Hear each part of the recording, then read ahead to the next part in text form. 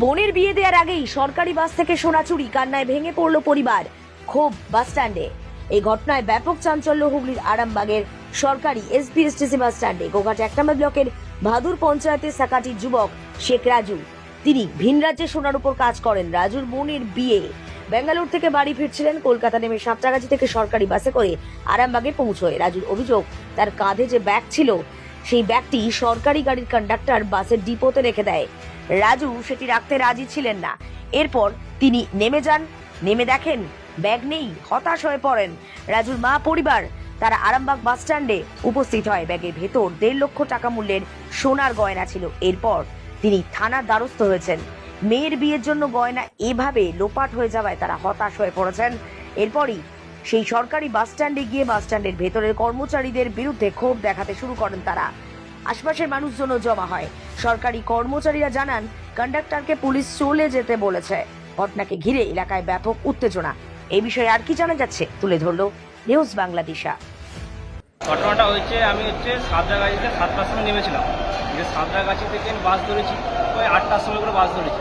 যে সাঁতরাগাছি থেকে আমি যখন উঠে গেলাম বাসে ব্যাগ কাঁধে ছিল, তখন কন্ট্রাক্টরটা আমার ব্যাগটা ধরে টেনে দিল।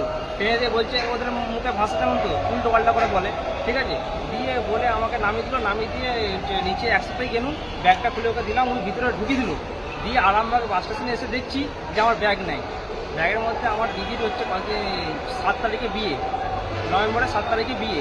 তো আমি হায়দ্রাবাদ থেকে কিছু জিনিস বানিয়ে নিয়ে এসেছিলাম, ওই প্রায় আনুমানিক ওই 6-7 গ্রামের মতন, ঠিক আছে, জিনিস বানিয়ে নিয়ে এসেছিলাম। তারপরে সে জিনিস সোনার, হ্যাঁ সোনা ছিল। আচ্ছা, আমার ওখানে মানে বিয়ে করার জন্য আমার কোট ছিল, কোট বানিয়েছিলাম, আরও জামা কাপড় ছিল, সব মানে পুরো ব্যাগটাই গায়েব হয়ে গেছে। কি চাইছেন? চাইছি যে কেউ যদি ভুলবশত দিয়ে থাকে বা কিছু মানে চুরি করে থাকে, হ্যাঁ, তাহলে তারা দিয়ে যেমন দিয়ে দেয়।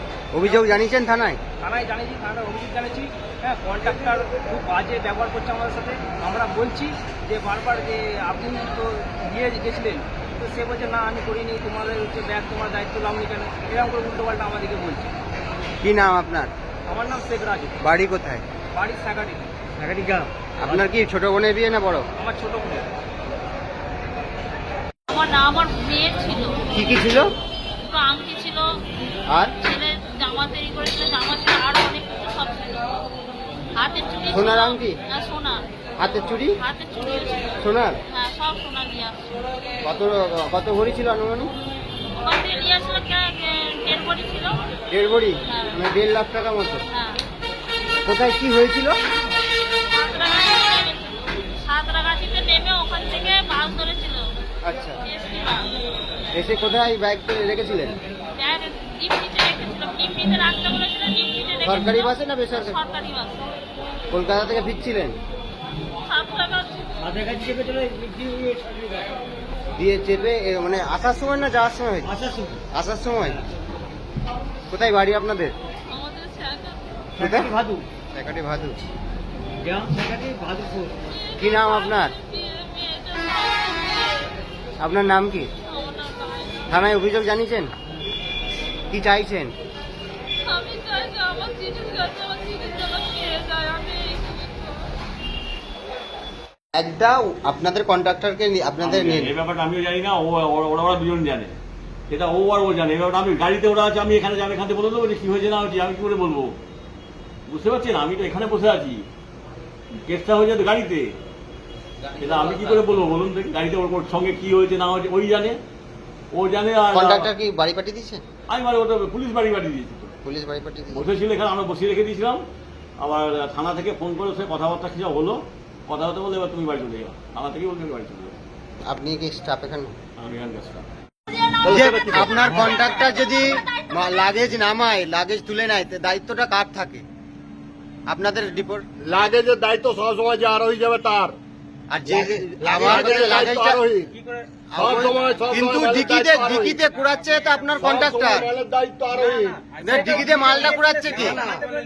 দাদা ডিকিতে, আপনি মাল দিয়ে আসবেন, সোনা টাকা আপনার দাবি, আপনি সাথে রাখবেন না। দাদা ডিকিতে মালটা জানতে হবে কন্ডাক্টর তার দায়িত্ব। ডিকিতে মালটা কে কুড়াচ্ছে? ডিকিতে মালটা কুড়াচ্ছে বলেন, শুনুন প্রত্যেকটা বাসে কি বলে দাদা, আপনি জানেন। ডিকিতে মালটা কে কুড়াচ্ছে? আমার কাজটা করতে দিন। আপনার জিনিস তো আমার আপনি দায়িত্ব নিয়ে রাখবেন।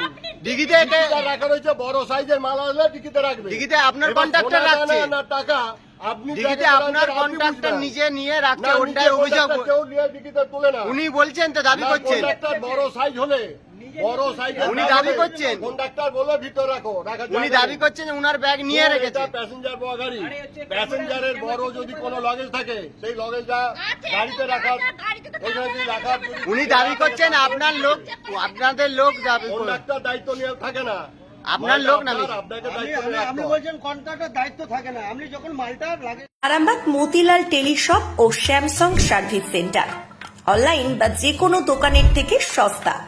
আপনাদের সকলের প্রিয় মতিলাল মোবাইল, তাই আজই আসুন।